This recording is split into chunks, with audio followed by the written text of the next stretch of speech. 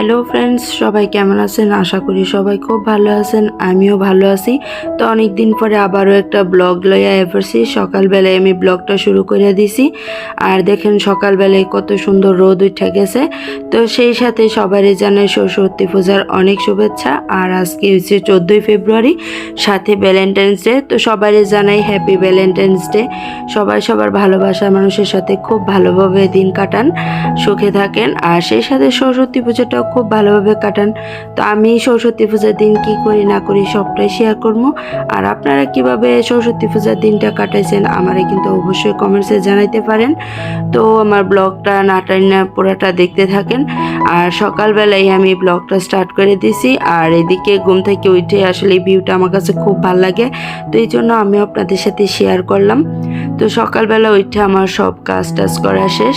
তো এখন স্নান করতে যাবো। আর স্নান করার আগে সরস্বতী পূজার দিন তো একটা নিয়ম আছে, কাঁচা হলুদ, নিম পাতা, সরিষা দিয়ে আমরা স্নান করি। তো এই যে দিকে আমি কাঁচা হলুদ, নিম আর সরিষা আলাদা বাটিতে নিয়ে নিয়েছি। সবগুলা বাড়িটা আমি স্নান করে নেব। আর এদিকে যেহেতু সরস্বতী পূজার অঞ্জলি দিব আমরা, তো তাড়াতাড়ি করে স্নান করে ভোগ ডালিয়ে তাদের বাড়িতে যাইতেছি। আমাদের পাশের বাড়িতেই পূজা হইতেছে, তো তাদের বাড়িতে যাইতেছি আগেই, কারণ পুরোহিত যদি আয় পারে, কারণ সরস্বতী পূজা তো সকাল সকালই হয়ে যায়।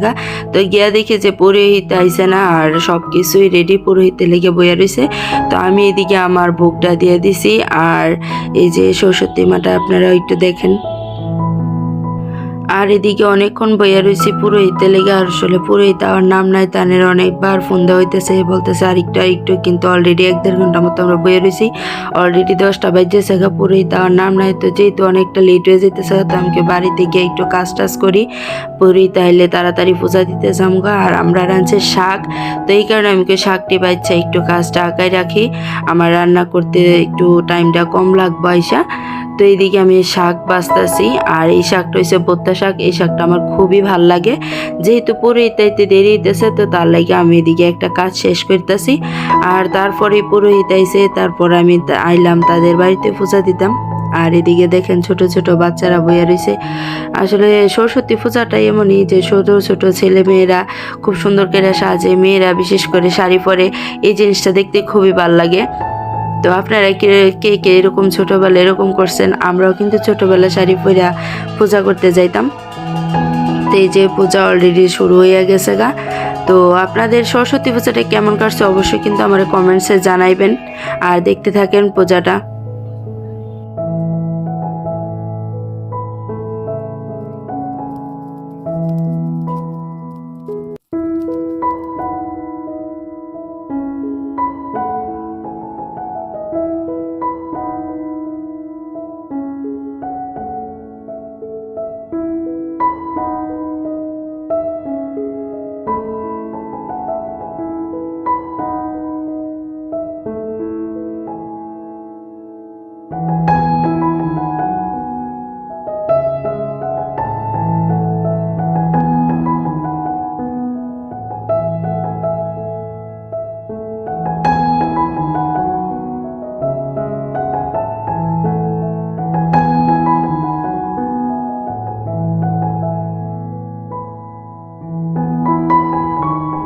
আর এদিকে পূজা শেষে আমরা সবাই প্রসাদ নিয়ে এদিকে অনেক আনন্দ করতেছিলাম। আর ছোট ছোট সরস্বতীর এখানে খেলাধুলা করতেছে, তো তাদের একটু ক্লিপ নিলাম।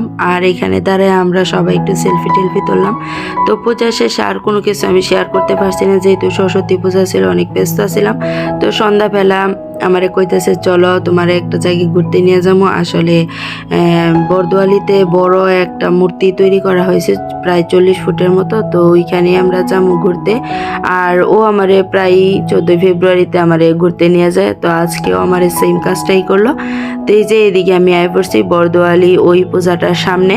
তো আপনারা দেখতে থাকেন। আসলে মূর্তিটা যেমন সুন্দর, আর সেরকম মানুষও হয়েছে। এদিকে প্রচণ্ড ভিড়, অনেক লোকজন আইছে।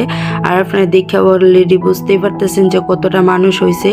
তো এই যে দেখতে থাকেন, আমি অলরেডি আয়া পড়ছি পূজার সামনে। তো এই সাইডে আসছিল অনেক খাবারের স্টল, আর অনেক ধুলবালু আসছিল। দেখবেন যে অনেকেই নাকের মধ্যে হাত দিয়ে রাখছে। আসলে অনেক ধুলা উঠতেছিল মানুষের কারণে। আর প্রচণ্ড ভিড় হয়েছে। আসলে মেলার মধ্যে ঢোকার মতো অবস্থা ছিল না। আর এদিকে ব্রিজের নিচে দিতেছিল প্রসাদ, যার কারণে এই সাইডটাতেও ছিল প্রচুর ভিড়। আর মানুষের কারণে এই রাস্তার মধ্যেও গাড়ির অনেক যানজটের সৃষ্টি হয়েছে। তো এইদিকে আমরাও প্রসাদ নিয়ে ওইদিকে মেলার এক সাইড দিয়ে গেলাম, কারণ ফ্রন্ট গেট দিয়ে অনেক ভিড় আসছিল, যার কারণে যাওয়ার মতো সুযোগ পাইছি না।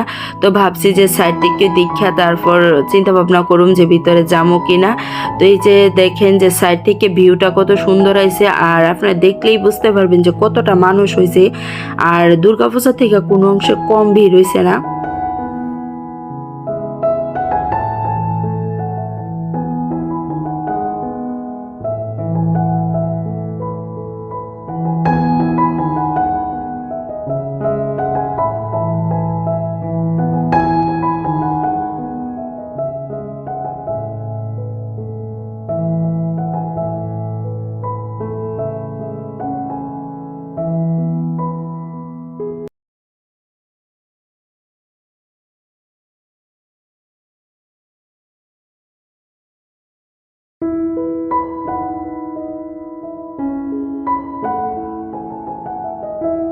আর এদিকে অনেকক্ষণ আমরা প্রায় দাঁড়াই আছি। তো ভাবলাম যে এইদিকে আমরা প্রতিমাটা দর্শন করতাম যাই।